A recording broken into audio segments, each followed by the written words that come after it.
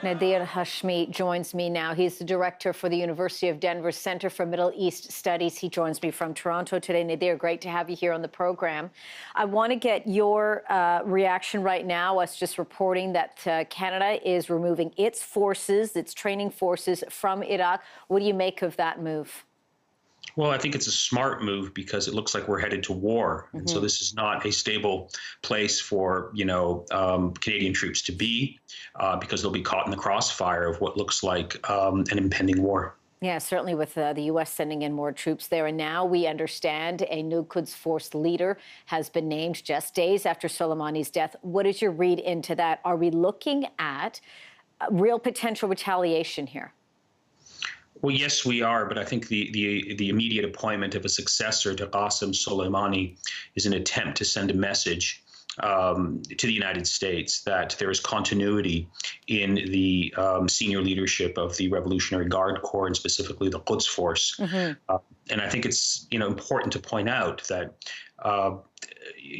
decapitating, killing Qassem Soleimani in no way diminishes Iran's regional influence. He has an entire state apparatus behind him and many people who can fill in his shoes. Now, his successor does not have the same type of aura and, charismatic personality that was attached to Soleimani.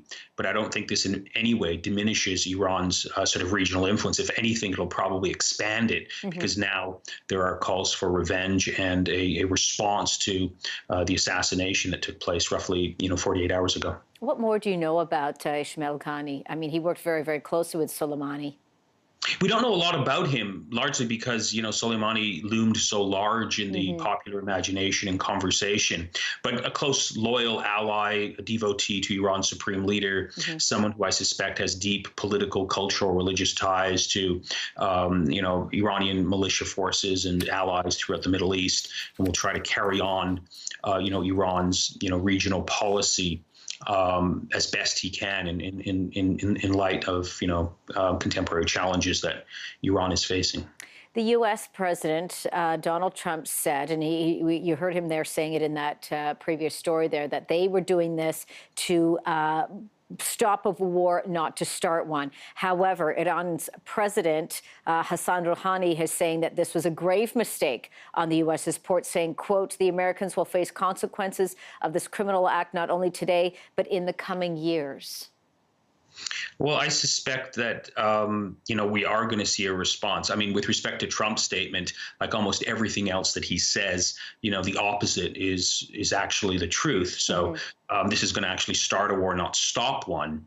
The only question is how big of a war and how wide it will be. I suspect Iran is going to take its time to weigh its options. Right now, we're seeing the first phase of an Iranian response. It's trying to maximize the political opportunity to change the narrative in the Middle East away from questions of democracy, protesters demanding their rights, and focusing the conversation on the theme of U.S. imperialism. Before I have to let you go, Nader, we're just out of time. The international community, we know, of course, they're getting backing from Israel. But in terms of looking at the overall international response to this? Well, the international community is very worried about a major regional war, so there's calls for de-escalation, restraint. But the big question is, are there any opportunities here for de-escalation, for some sort of off-ramp? And I don't really see that happening. I think the only hope down the road is perhaps a new U.S. president who could try and de-escalate this. But that's 11 months away, and a lot can go wrong in the interim. Certainly. All right. Nader Hashemi, the director for University of Denver's Center for Middle East Studies. Really great we had you on the program today. Thanks a lot for this. Thank you.